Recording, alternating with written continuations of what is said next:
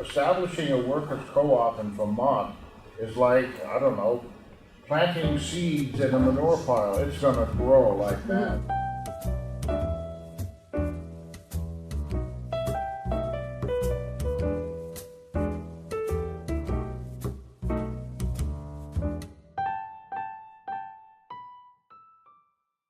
The two main models that are most common in Vermont are the employee stock ownership plan, ESOP, and worker co-op. We're going to look at what employee ownership is, why it's worth considering, the different reasons that people decide to take the plunge.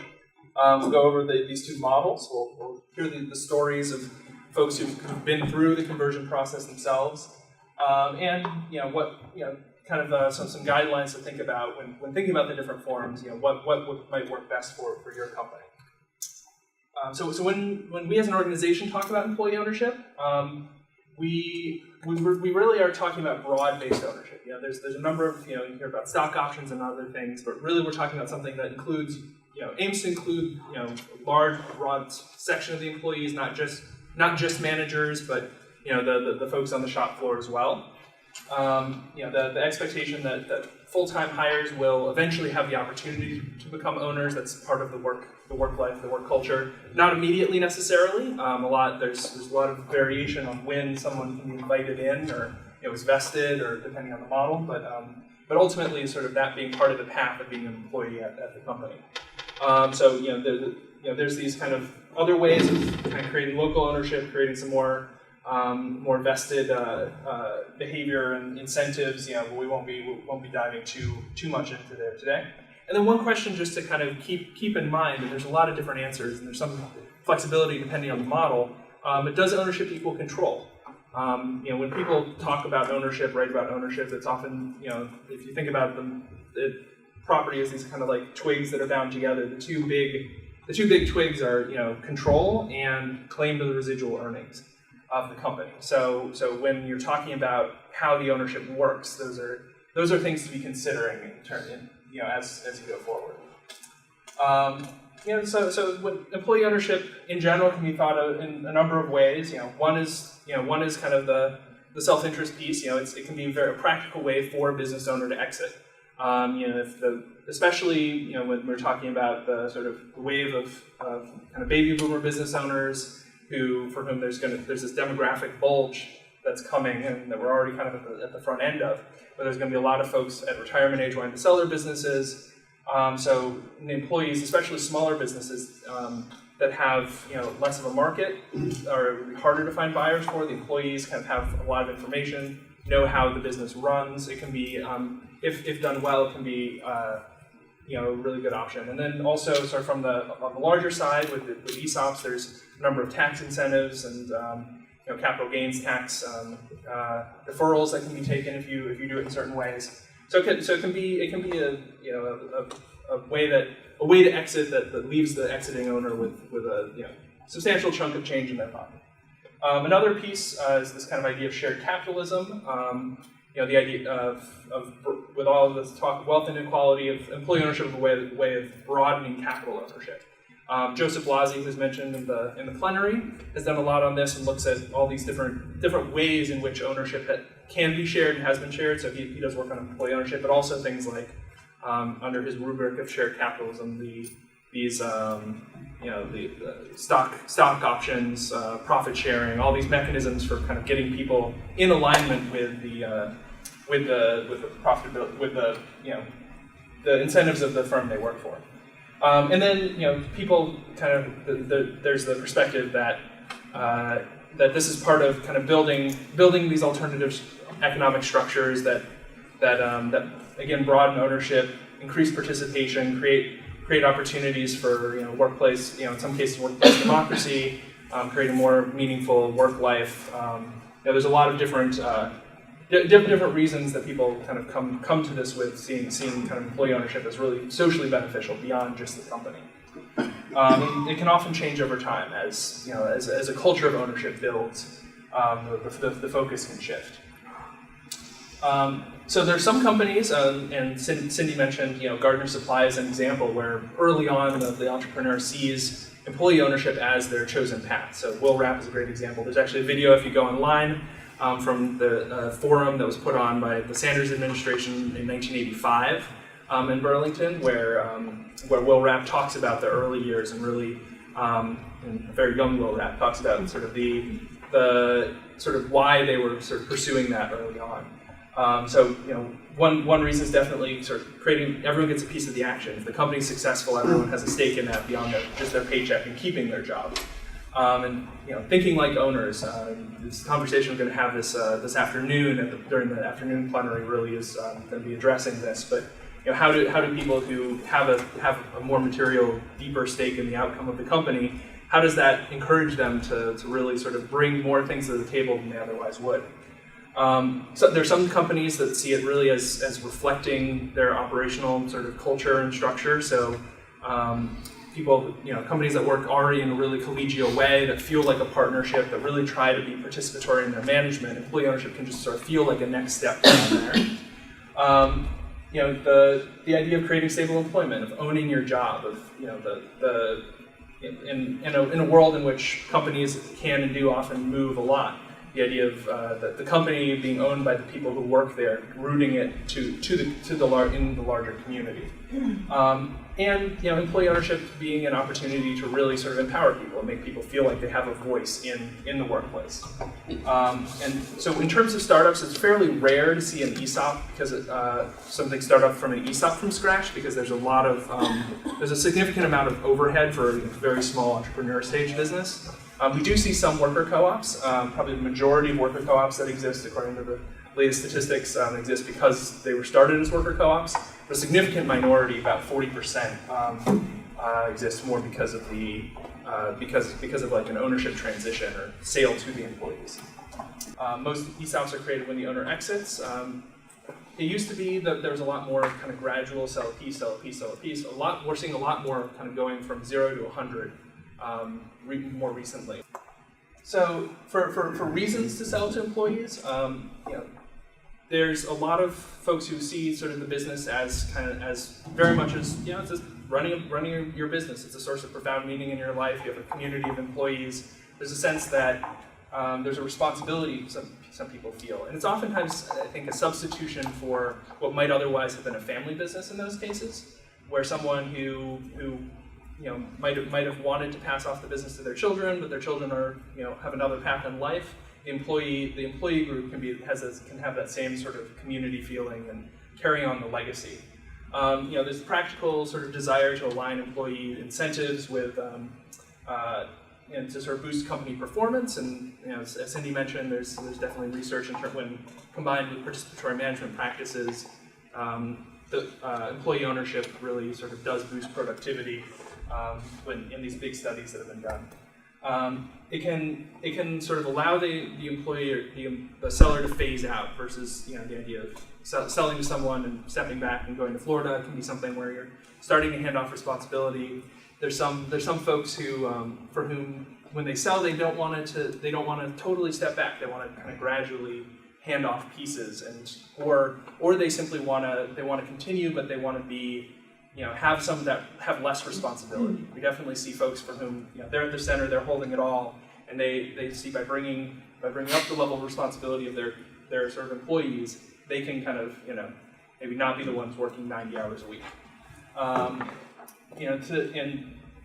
To continue the business, the legacy piece of really recognizing that you've built something valuable and that the employees can be stewards of that. Tax savings, as I mentioned before. And creating a market for a company that otherwise might be difficult to sell just because it's small enough that the cost of doing the due diligence for someone who knows nothing about the business might outweigh the desire to own it. So first model we'll get into, worker co-ops.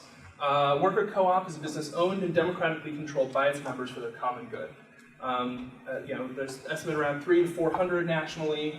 There's a recent census that was done by the Cooperative Development Institute and presented at the co-op summit that happened recently. So the last count we have is about 18 worker co-ops in the state. In worker co-op, each member buys a share. The share does not reflect the market value of the business. It's more of an attempt to kind of hit a balance between something that's affordable for the lowest income workers, but also is enough to feel like you've got skin in the game. And so that then allows for new owners to come in and still be able to afford to become owners. Management there's often a perception about worker co-ops that everything's runs on consensus. There's no management. Everyone has to vote on everything. But there's a lot of flexibility there. There are examples of that. But most worker co-ops will have a hierarchical management structure.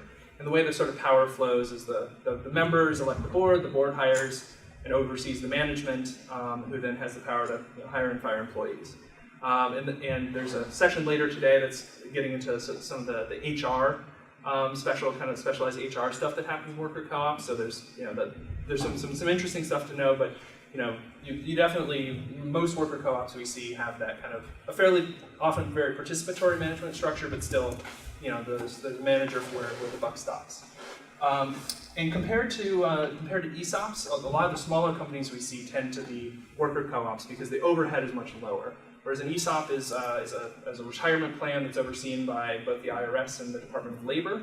It requires annual valuations. The worker co-op, once it's set up, is relatively inexpensive to maintain. So similar to sort of other small businesses. And so we see a lot of the smaller companies that are interested in employee ownership go to the worker co-op model, but it's not inherently for small companies.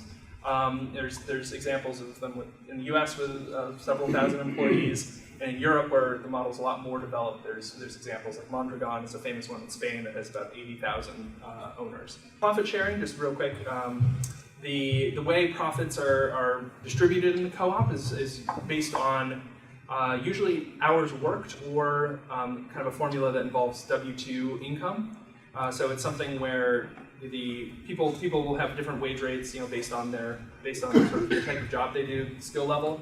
Then the profit sharing is fairly equitable, with part of it usually paid out in cash and part of it held internally in the company, but in the name of the person who's of each individual, like an internal capital account. And there's actually in Vermont, there's a worker cooperative corporation statute.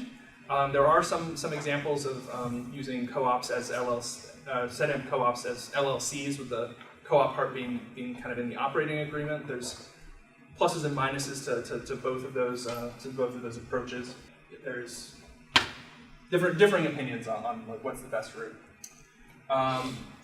So selling to a co-op is a process, and that's a bit different than the ESOP model, because with the ESOP, ultimately the trust holds the shares, whereas actually with the co-op, it's the individual employees who hold the shares. We'll get more into the ESOP model in a moment.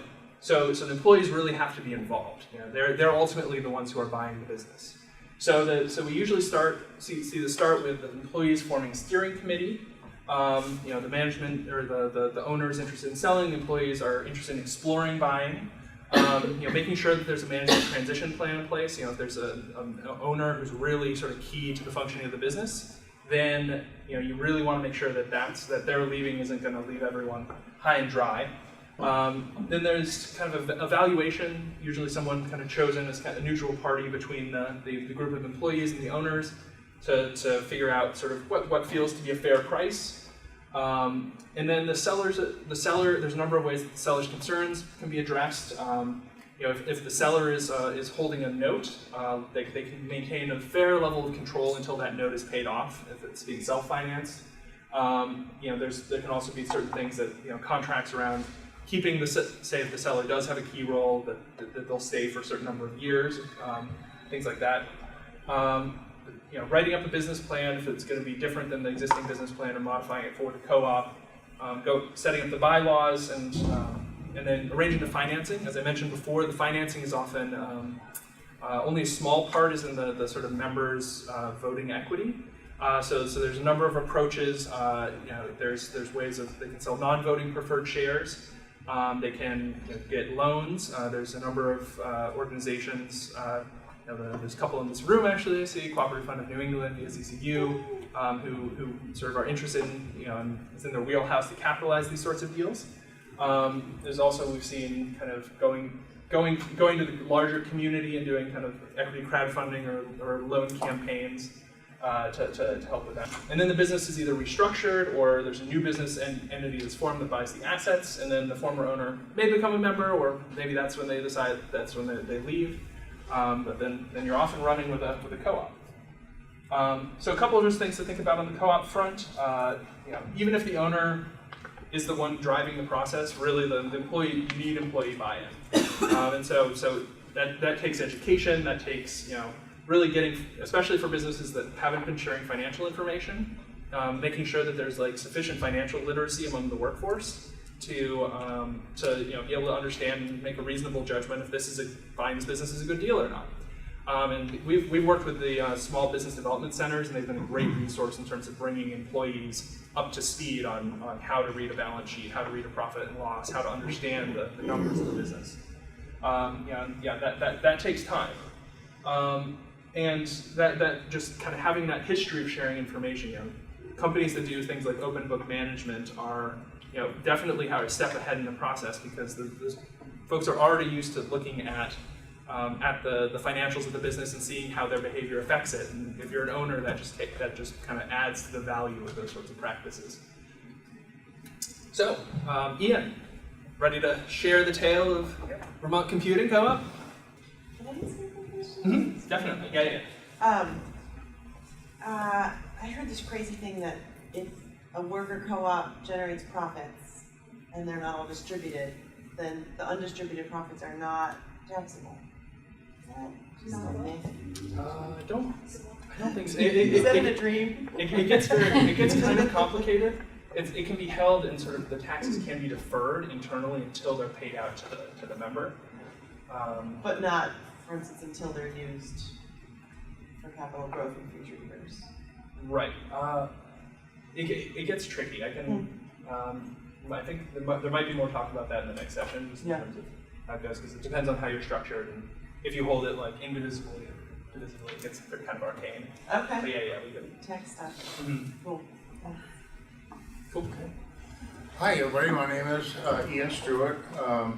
As Matt indicated, I am one of the members at Vermont Computing Cooperative down in Randolph. We've been a workers' cooperative since November of 2014, and but the process of getting started as a co-op began long before that. I like to think that it goes back actually to the 1990s. I lived and worked in Germany for 15 years, and I found that the company I was working for was typical of most companies over there, where employees are there will be selected members of the employees that are members of the board of directors. So they have input when the board meets. They can voice their position on various issues and so forth, and those voices are listened to.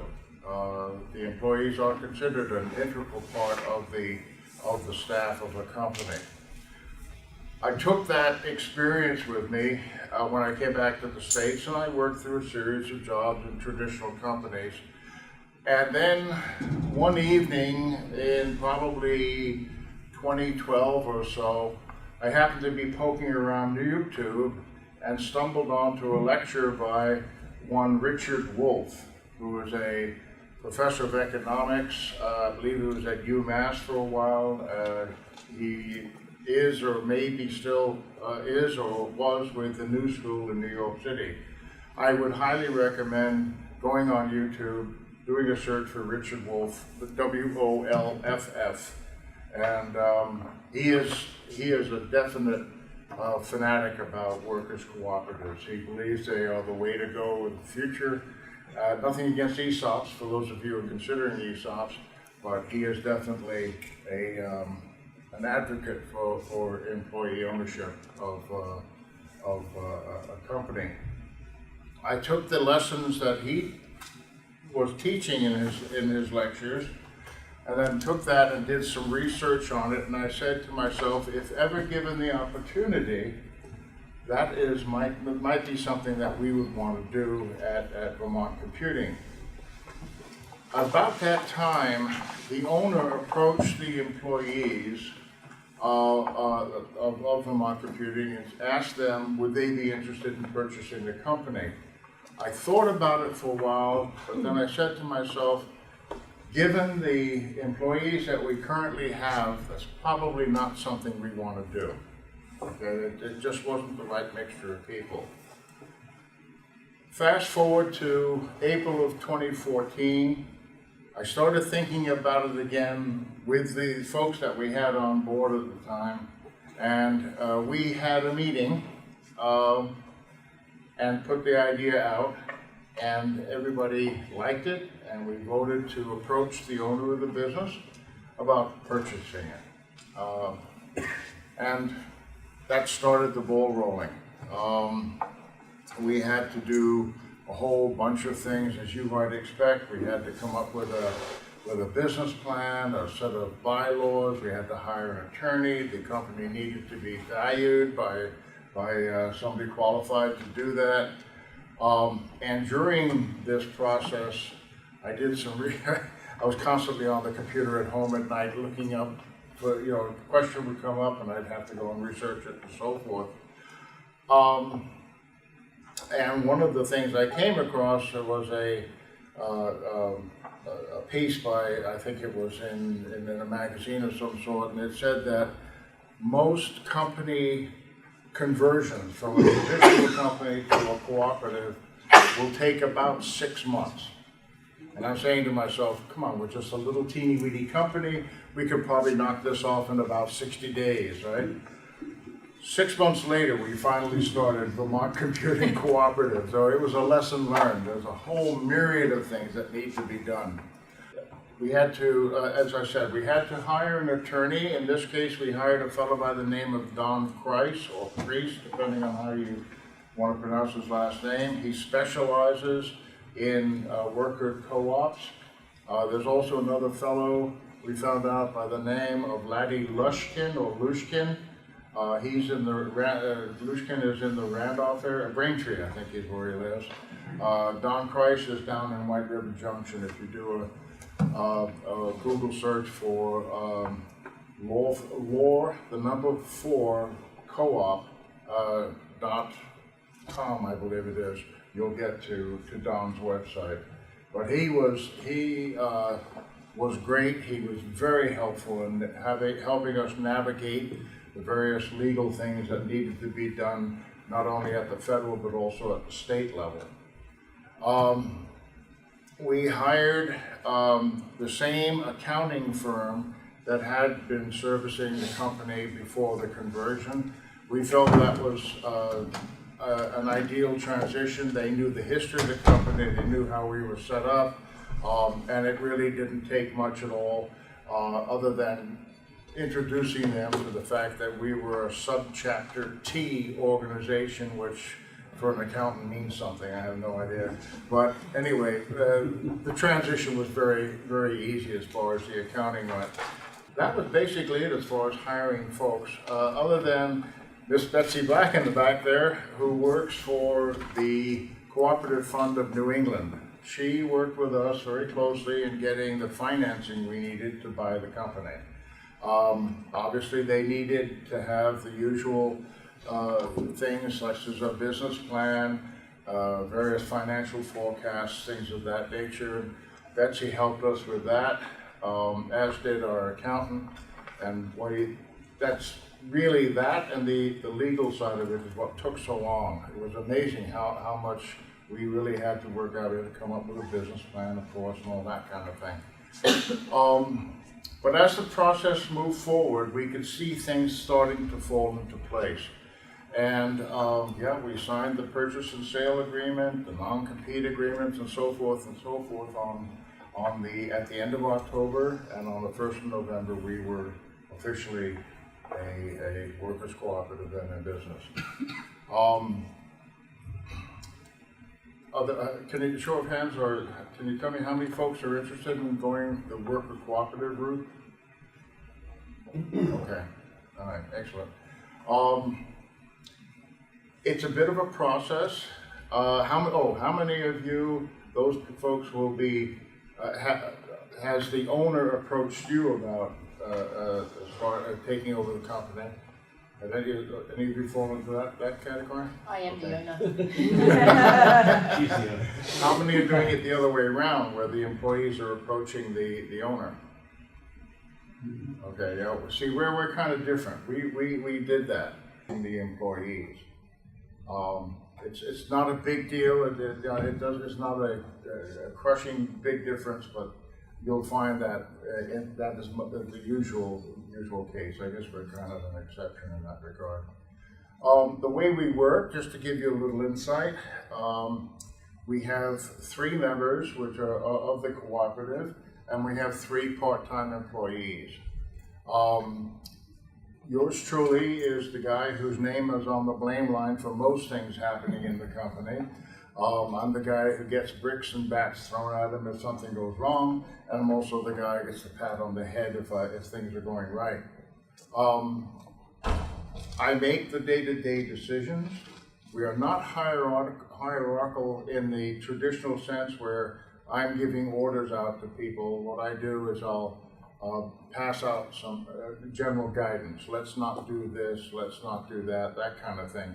If there's something major that needs to be decided upon, then we'll have a meeting and discuss it and then vote on it. Now, a good example of that, one of the members, Matt, he's into gaming a lot. He plays, have any of you heard of a game called Magic the Gathering? No? Yeah, okay, that has. It's a tabletop card game, incredibly complex.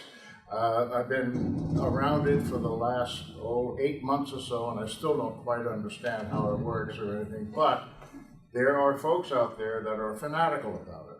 And so Matt wanted to start as a division within Vermont Computing, this gaming operation that we call Pixels and Bricks. And every Wednesday, Thursday, and Friday, and many Saturdays, we keep the store open at night, and we get flooded by this group of people who will come in, and they range in ages from junior high schoolers to 30 and 40-year-olds. And they come in and they play this game against each other and whatnot. And of course, the way we make money is we have a selection of accessories that the gamers want to use, boxes, cards, and so forth. We also hold what are called LAN parties, where people can bring their own computers in, we'll hook them up on a network, and they can play computer gaming against one another. Okay, and we have things like snacks and so forth. One of the things we do, we have small bags of potato chips, but we sell them with chopsticks because the gamers don't want to get the oil on their fingers to damage their cards. So that's a growing side of the business. So that's basically us. We're kind of a two-headed monster, the gaming side, the computer sales and service side, and it's been an adventure. It really has. All right, so now we'll jump into the ESOPs. So yeah, I'll kind of provide the overview and then Steve will do the thing. So ESOPs, the basics are they're a tax qualified retirement plan covered under the same sort of federal rules that cover things like your 401k. It's a separate category though, and we have as Cindy mentioned, most employee ownership per capita in each state. So there's some fairly high profile companies here. Biggest one is PC Construction, King Arthur Flour, Garden Supply, Trust Company in Vermont. You can see the list, and there's plenty more beyond that. On our website, we do have a map that shows where all of them are if you're curious to see the complete list. So the big difference here is that it's the trust that owns the stock, not the employees directly. And so you basically have this retirement trust that then allocates the shares to the employees and holds it in their name. The company pays the costs, not the employees. So you can sort of see it as a benefit. Whereas in worker co-op, the employees, even though it's usually a small percentage, they put some of their own money down. with the ESOP, it's paid with sort of pre-tax dollars, so it's a retirement benefit. And the employees, so the governance, whereas worker co-ops are very much sort of the core part of their DNA is democratic, one member, one vote. ESOPs can have a more broad range of how the governance and control works, anything from basically the trustee who has to act sort of as a fiduciary, having responsibility to the employees from that perspective, has full control too. There's some pretty innovative models. So we have one session later during the third block that goes into the basics of governance, but also different ways that companies have kind of tweaked that and added different ways of involving employees in a deeper manner. But the only things that are really required for sort of pass-through voting are things like if someone wants to acquire the company, huge major company decisions that would dramatically change the reality of it. And so there's some significant tax advantages. One is for the seller, and there's certain ways of there have been cases where worker co-ops have also taken advantage of this. But for the seller, if you sell a C corporation ESOP over that 30%, the seller can take the funds and invest it in what's referred to as qualified replacement property, which is other U.S. operating publicly traded equities of other U.S. operating companies, and then defer the capital gains taxes until the liquidation of that property, or it can be if you hold that until you pass away, then the estate the taxes do not have to be paid. So there's an advantage there. And on the company side, for S corporation ESOPs, because S corporations are a pass-through entity, the portion of the company held by the trust, since the trust is tax exempt, is tax exempt. So ultimately, the taxes will be paid by the employees when they receive their distributions from that on the personal level, but the corporate tax level, there's no tax there. So yes, one of the other interesting things is ESOPs are the only form of retirement plan that's allowed to borrow money. So a lot of ESOP transactions we see are the ESOP. It can happen in various ways, and I'll get into more detail on exactly how this works at the ESOP session. But essentially, the ESOP gets a loan either from a bank, or the company takes out a loan and then loans the money to the ESOP. And so it's essentially a leveraged transaction. So one important thing though is as part of the feasibility study is making sure that the company has the sort of capacity to handle the necessary debt. And so part of the overhead that is present for ESOPs that's not present for worker co-ops is that an ESOP requires an annual valuation. So so each year the company is valued, and then the stock is distributed, and the employee owners then can kind of see, so what's the value of my the amount of stock that I've accumulated over the years. And so as I mentioned with the S corporation and the tax savings. So with the ESOP, worker co-ops. There have been examples of partial sales to worker co-ops, but it's very rare. So owners, if they want to, can sort of sell or gradually build up the sort of ESOP ownership piece by piece. As I mentioned before, it tends to be less common now than I think it used to be to do it that way. The financing can be repaid with pre-tax dollars, so that is a sort of pretty significant benefit. The C Corp capital gains tax deferral. And compared to worker co-ops, where you really need the employees fully sort of on board, getting it immediately and making the decision because they're putting their own money in. An ESOP can be put in with less of a culture shift sometimes, where you can kind of maintain the existing management structure and things like that. And it's again the sort of performance on ESOPs is best when you have participatory management, but it's not kind of like a requirement in the same way it's a requirement for worker co-op to be baseline functional.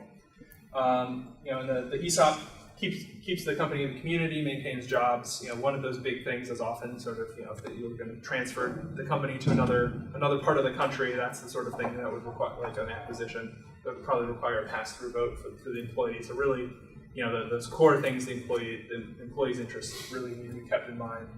And it can create and again, so as we were talking about earlier, in terms of companies where it's hard to find a buyer, the ESOP can be in some ways understood as creating the buyer for the exiting owner. So some things that are just kind of to be aware of that are difficult things. And the overhead ESOPs are expensive to implement, especially for small companies. And for both that reason and because of certain kind of there's certain anti-abuse rules around if you have you can't have an ESOP with too concentrated ownership, and below a certain number of employees, that can very easily that sort of concentration can happen quite easily just because of the math of it. So really sort of the sizes that we see is like a minimum somewhere around 20 to 25 employees, and like 2 million in assets, or sorry, 2 million in revenues. That kind of is the floor for considering ESOPs. But the pre-feasibility and feasibility studies, if you're on the borderline, will kind of give the sense of if that's workable or if there are serious risks there. They're definitely more complex. Require good sort of professional advice on a lot, on a lot of fronts, particularly sort of the legal structuring and the tax implications, making sure you're working with someone who really understands. Both because you're both dealing with the IRS, but also the Department of Labor oversees ESOPs because it's part of that retirement system. So you're kind of answering to two federal agencies. Compared to sale to an outside buyer, this can it can go in a variety of ways, but the ESOP can purchase the company for basically fair market value, but it doesn't have the capacity if there's a strategic buyer coming in and says, we see your company that would kind of create a huge amount of value and synergy with our company, so we're going to offer you 3 times that. The ESOP can't outbid that sort of sale, and so oftentimes there's a fairly significant seller note involved. So if that's the case, then you've got a 5-year or 10-year period in which that money is being paid back, but being paid back with pre-tax dollars, which is an advantage. And again, the sort of top dollars, it usually won't be able to sort of outbid that strategic buyer. So on the funding front, the simplest approach, and the kind of what the Gardner Supply example would be, in a profitable year, some of that money would go into sort of a benefit for employees, building up their equity slowly and a little piece by piece. Bank financed, it often uses the company's debt capacity, and then the company makes a loan to the ESOP, and then I think Tabitha will get into a little bit more of the arcana of this in the next session. Owner financing often happens. Again, it's that it can keep it simple. You're holding paper and being paid off over time, and the valuations required both initially and then on a yearly basis, so the employee owners know the value of their portion of the company. And so the money gets, or the value gets to the employees. The company sets, and there's some sort of limits around in terms of regulations around exactly how this can be structured. But so they talk about how vesting. So how an employee after a certain amount of time starts to get a claim to their shares, and that can either be cliff, so all at once, or over time, very similar to vesting for like a 401k. And members or people are paid out after if they leave the company or at retirement. And most companies who do this will also have a 401k to ensure sort of the diversification of retirement funds. But additionally, sort of the diversification of your funds are allowed after age 55, so that you're kind of less exposed as you get closer to retirement to for that chunk of your wealth. And so the allocations happen in proportion to salary with upper limits. So every year there's an allocation, and then the valuation happens. And so some companies will do some kind of like games around this, where they'll have something like guess what the valuation is, and as a way of, especially where you have open book management and other practices like that that are really that are getting your employee owners in the mindset of thinking about the financials of the company. This can be a pretty powerful incentive and kind of grounding practice for employee owners. So In terms of kind of the studies about ESOPs, and their sort of broader economic impact, they're definitely in recession times way less likely to lay off employees. Wages and benefits tend to be higher. Average retirement accounts, and this is the biggest impact, is that sort of broad-based wealth building tend to be significantly higher. There's some great examples of some long-running ESOP grocery stores where frontline workers are retiring with close to $1 million in their accounts. That sort of thing of really accumulating those additional retirement savings at a time when most people are grossly under-saving for their retirement. And ESOP companies grow on average 2.5% faster than non-ESOP companies, but when parsing that down, it's really those gains are really found in the companies that also are doing participatory management stuff. So it's the combination of participatory management and ESOP ownership is much greater than some of its parts. They work together in a very complementary way.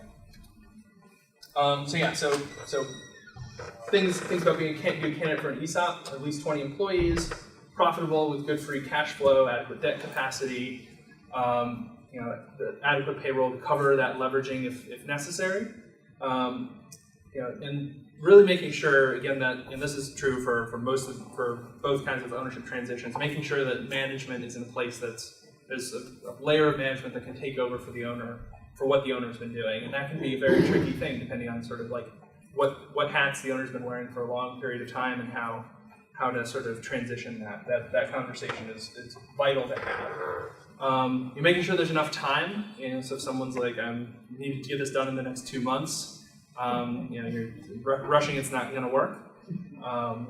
Good financial reporting systems. You want again, same thing with the worker co-op thing. You want folks to really have a sense of what's going on with the company if they're going to be owners.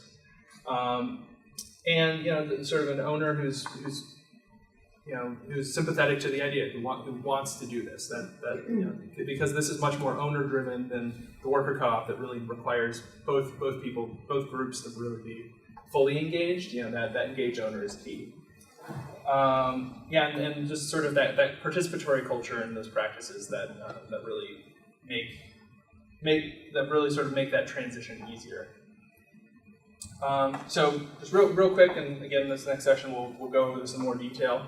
But doing that pre-feasibility study, looking over sort of is this even viable? Are there any red flags that should saying, okay, no, we shouldn't do this. Once you're past that, the full feasibility study, financial analysis, making sure the company can handle the debt load if you're getting an external loan, that sort of thing.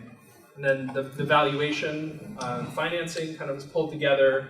Then the plan design and making sure that it's in alignment with all the sort of regulatory requirements for this structure is really key, because you don't want to have the plan design and then have some kind of mistake that then blows things up years down the road. You want to make sure that that's really right.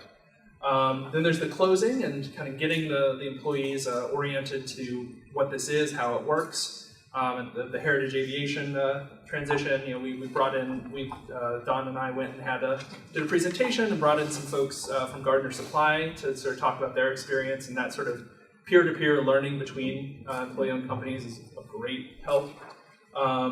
So then from the owner's perspective, investing the sale proceeds if they're doing the capital gains deferral, and then just ongoing making sure you have, the company has a good professional sort of framework in place to be able to sort of handle all the administrative pieces around the ESOP. As I mentioned, prohibitive cost, repurchase obligation. That's one other thing that needs to be kind of kept track of as employees leave. It's the company that buys that stock back. So making sure that you plan for that. There's various tools that can kind of look at the demographics of the company and make sure that that's a manageable sort of turnover of capital. Making sure that, as I mentioned, the retirement benefits continue to be diversified, so not all of your retirement eggs in one basket.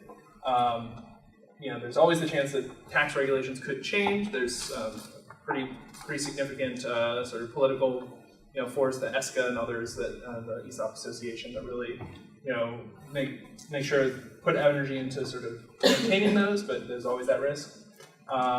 And that question of the participatory workplaces do require kind of a real commitment to that approach. It's not something there's something you just turn the key and bam, you've got one. It's a longer term culture building exercise. So Steve, pass it over. Hi, I'm Steve Karcher. I'm the CFO at Stone Environmental in Montpelier. A little bit about us to start. Just a space here. There we go. Stone is an environmental consulting firm. It was founded in 1992 in Montpelier. We provide environmental consulting, scientific field studies, environmental modeling, engineering expertise to companies throughout Vermont, throughout the world. Mostly in the United States. This is a picture of a bunch of us from an annual meeting from a couple of years ago. It's tough because we have people that are all over the country doing work, so we don't get everybody to our meetings, but that was a good representation. We've got a company culture that from the beginning has been, since we're a professional services firm, it's a whole bunch of smart people, and they get together. It's been very egalitarian. There's a lot of communication, financial information, of kind of strategic planning and strategic thinking throughout the company. It's a very collegial and collaborative, knowledge-based workforce. And so that's kind of our basis and our culture, and one of the reasons why we were interested, and I think that ownership culture works well for us. So Stone recognized the need for an ownership transition years ago, probably close to 2000, somewhere in there. And our primary owner, Chris Stone, started talking to folks, including VEOC back then, about what the options were for employee ownership. And ways to transition what eventually would be how to keep ownership of the company in Vermont. A plan was developed around 2010 that was really just an internal stock ownership. It was stock purchases by select employees, mostly management employees, but not all management employees. The stock purchases were largely funded from profits. There weren't contributions that were needing to be made. And the intent when the plan was put together was that the company would be able to be transitioned to broad employee ownership over a 5 to 7 year period from those profits. The goals were to keep the ownership of the company local, not to have to sell to some other company. To provide ownership incentives to employees to drive success, to be able to recognize the gains that come with the work that they were doing. And the idea was to begin with a smaller group and then to broaden that over time to include more and more employees. The problem became that the growth in profits just couldn't keep up with our internal capital needs and still fund the transition completely. We grew tremendously through that time, but one of the areas that we grew in was a part of the business that required lots of capital, lots of equipment, and it just didn't leave the profits and the capital available to do it. So we needed to start looking for some alternatives. In 2014, we really started focusing. I arrived at Stone in 2013, and we started to look at other ideas and other aspects and opportunities for employee ownership. And we knew ESOPs were a possibility. So we sent a couple of folks, including me, to the NCEO annual conference in 2014 to learn about ESOPs and to begin to develop this path, to see if it was going to be feasible, if it was a sensible thing for us to do. For anyone who's thinking about looking at an ESOP, I highly recommend that conference. As was said this morning, there were 1,700 people. It's a large conference. It's an enormous amount of information, and just a wonderful community of people who are dedicated to serving employee-owned companies, that are in employee-owned companies, want to share their stories and their experience, and usually lots of folks like me that were there trying to figure out whether this was something that we wanted to do. It's a great conference. It's well worth going and sending a few people to. So we went to that in 2014. We came back from that with lots of ideas, lots of consultants, lots of people to talk to continue to learn. We interviewed consultants and law firms. We picked their brains. We talked to folks like Tabitha over and over again, and we learned a lot. And We talked to lots of other folks who had ESOPs. Again, the community is wonderful. Just to get on the phone and talk to people on these lists of ESOPs. People are very willing to share their experiences, good and bad. You know, what are the pitfalls to watch for? What are the opportunities to take advantage of? So lots of folks out there, if you're thinking about it, get on the phone, get out to these conferences, ask people. We're really willing to share. That's exactly what we did. We did that for essentially for an entire year, and we engaged lots of people in the company, from the executives to our senior management team to another group that were simply interested in the concept of an ESOP. Again, this was an open process for us. This wasn't something that we kind of did and then decided at the end we're going to introduce to our employees and say, hey, we've got an ESOP. We talked about this at staff meetings over the last year and a half, that this was something that we were exploring. And we wanted people to feel like they could contribute to the process of exploration. So at the end of our process, we selected a consultant to do a feasibility and desirability study. We wanted both to know if it was feasible, but also, was it really a good fit for Stone? As either a supplement to our program that we had, or to replace the entire plan. Next. So our consultant came in, studied our history, our strategic plans, actually came to our last annual meeting, or the annual meeting during that year, where we do a 2-year strategic planning process with the entire company. We looked at our financial position, our prospects. He went through and met with each of the existing owners. There were 11 shareholders at the time, with management. Tried to make sure that we had a good understanding of what their interests were. We knew we needed 11 people to also agree to sell their stock, should we decide to go 100% ESOP. And assess the feasibility of this repurchase for 100% ESOP.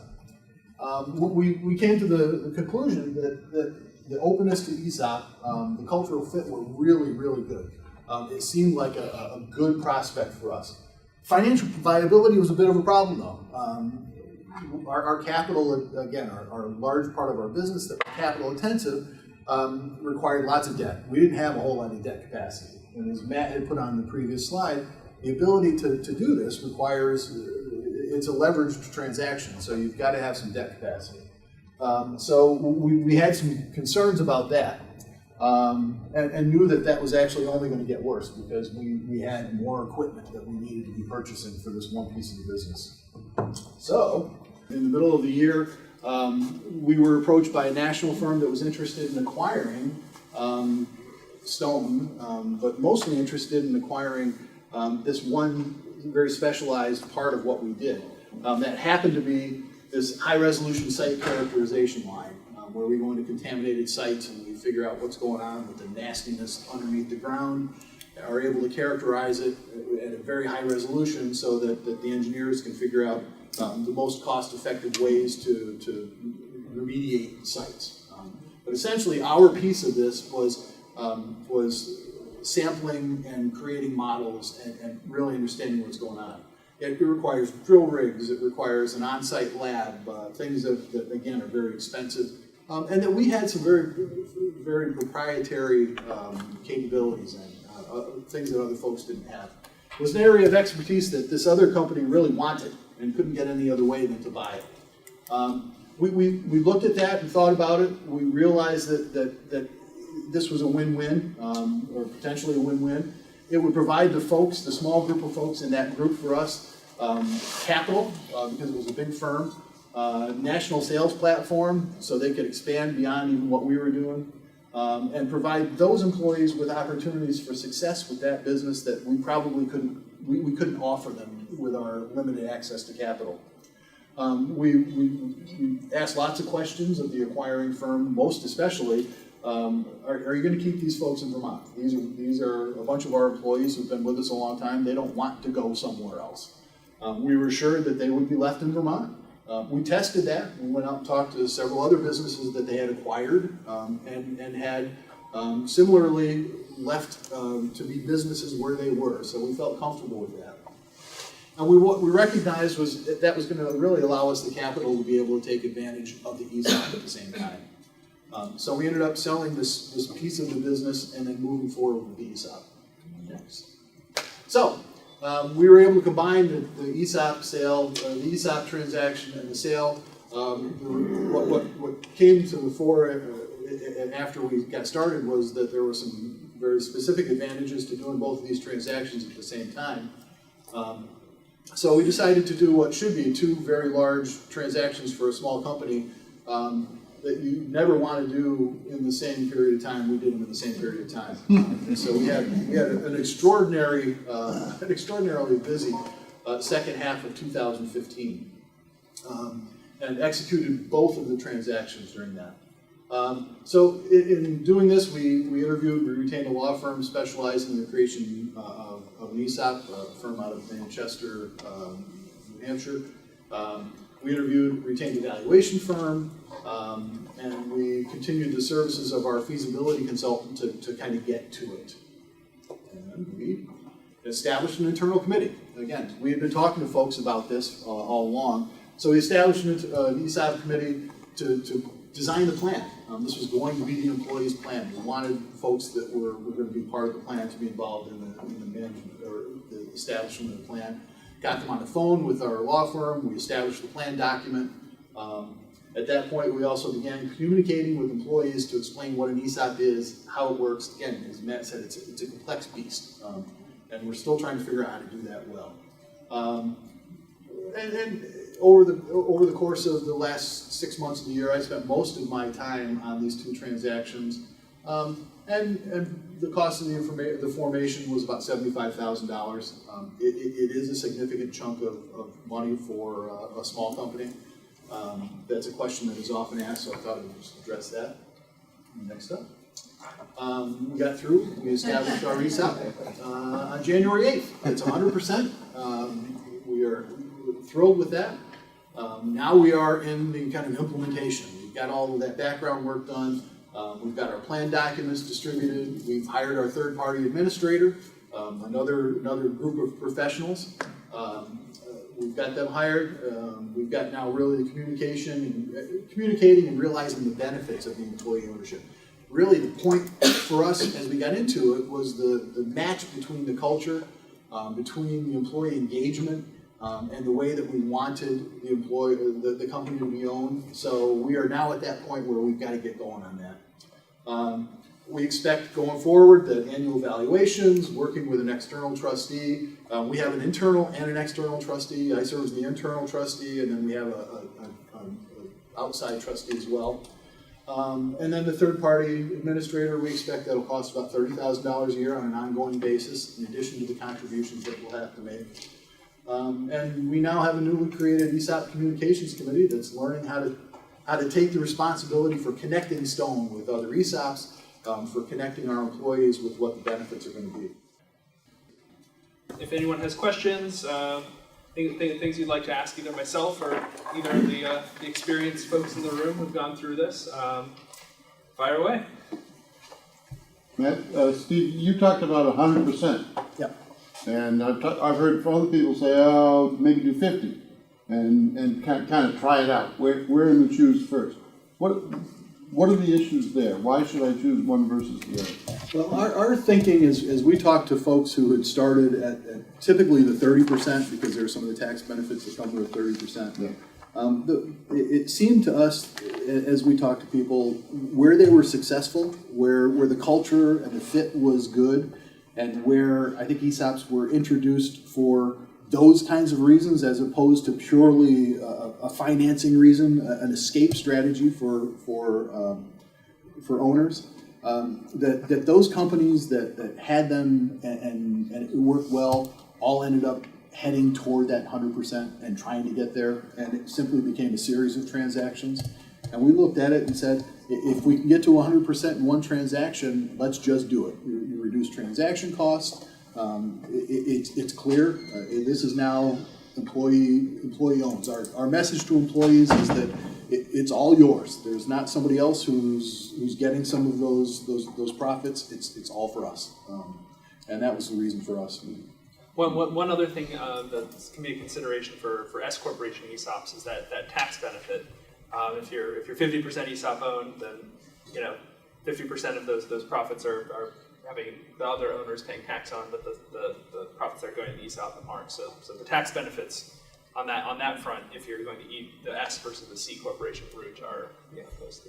Well, we wanted to fight over the K1.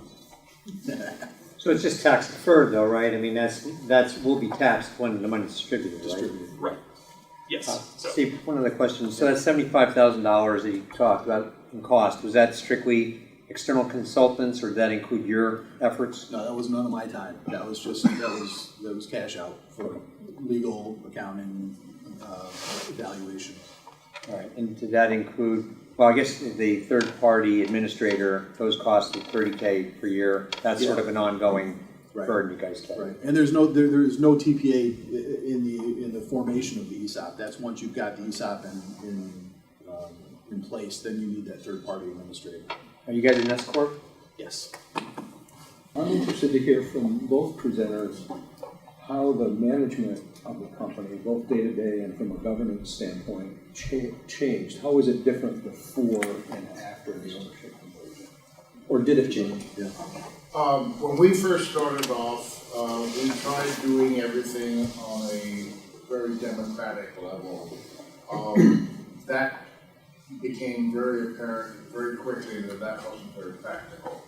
So the way we're organized now, and I think I alluded to when I spoke, the day-to-day decisions I make as general manager, that's my title. Anything major, such as the establishment of the gaming division, we have a meeting on. I make it a point of not going up to anybody in the organization and say, you need to do X, all right? I always pose it in the form of a request, all right? If that employee or that person has an objection, he feels perfectly free to raise the objection without fear of the usual consequences. How is it different from the way you did business before the ownership change? Oh, Management it was basically a top-down dictatorship. They was the owner, and we were the worker bees. You know, you will, and yes or yes, or 3 bags full. You know, that kind of thing. It's much more democratic now. Still one person at the top, but it feels a lot different. A lot different, and the biggest thing, and this doesn't have to do with decisions so much, but rather people taking the initiative. I mean, I don't have to tell people little things. I don't have to tell people to empty the trash. They do it on their own. Why? Because it makes the shop look tidy and neat and so forth for the customers, right? Those things just wouldn't have happened in the past. The boss had to come around and say, get the trash emptied out, that kind of. It's a silly example, but it's typical of those kinds of things. Steve? Ours hasn't changed. Ours, again, we're no longer a bouncing baby, but we're just barely crawling at this point. So we have been going through a succession planning process over the last couple of years, though, with the idea that we would have some sort of transition. I think one of the challenges and opportunities for us is to let folks know that because we have an ESOP, it doesn't automatically change what our management structure is. That's been one of the conversations that we've had the most. It's a governance model. This ownership is not direct. It's a beneficial ownership. The management still is the same, but to do that without kind of squashing the enthusiasm around employee ownership, to say that you still own what you do, and the better that you do it, and that you can encourage people around you to do their jobs as best they can, means that we all benefit in it. But it doesn't mean that everyone has veto power. All 45 or 50 people have veto power on a day-to-day basis. So I think that is going to be really a key for us, is to encourage employees to own the company without managing everything around what they do. That fear of talking back to the boss is gone. They are the owners. They know that. And the other thing that I've found since we've been a co-op is it's almost as if they were plants and somebody put water on them. because they're blossoming out with all these ideas. That's not a constant thing, but one of them will see something and say, hey, why don't we do A, B, or C, right? And then we'll toss it around and either do it or not do it, for various reasons. As far as the customers are concerned, establishing a workers' co-op in Vermont is like, I don't know, planting seeds in a manure pile. It's going to grow like mad. I can't tell you how many folks, new customers we've taken on who are fully supportive of the idea of a workers' cooperative. And I think that's the Vermont environment coming into play there more than anything else. I don't know how well we would do, say, in Mississippi, but up here in Vermont, being a workers' cooperative is a definite advantage. What is it that you guys do specifically? Not much. Maybe a bar on either side. We're usually over. We on one side sales and service of computers, okay, and all the things that you would imagine that entail. A computer shop, okay. The other side of the business is pixels and bricks. That's the gaming part. The gaming part, yeah. Yep. We know of some co-ops that have sort of created carve-outs for employees during the transition. But that's usually as kind of like a transitionary thing, and then for new folks coming in, there's usually a probationary period before they're invited to buy in. But most co-ops will then say, going forward, new employees will be on that ownership track. Then a quick follow-up: do all employees have to be offered the option to buy into the co-op? Well, it's usually yes. Okay. Then the short answer is yes. With the exception of often sometimes like seasonal or part-time employees, there's usually like a baseline of hours worked in a year, or number of hours that Years would of the company. Okay. We're actually at a point where the first thing for us to do is to overcome what seems to be a kind of a little natural cynicism around this. It's an unknown. Okay, so now we're owners, but you tell us we can't make all the decisions. What is going to be the benefit? So I think we're taking it very seriously and working hard to figure out how to communicate this and how to really incorporate it into the culture so that employees, if you ask me that question 2 years from now, I'd have a really good answer for you. But I think it won't come without lots of work. This isn't something that just happens, and that's another message that we heard loud and clear from folks who've done this. The successful ones, they work at it. So the benefits that you saw in terms of success, in terms of the benefits to employees, they come by virtue of working at these things. We're kind of debating internally. We don't really think that it's going to have a whole lot of impact in terms of our clients, the kind of clients that we work with. They come to us for very specific kinds of knowledge. Our marketing is really one-on-one marketing, largely based on relationships and our ability to deliver some very specific things. So we suspect it won't have a whole lot of impact.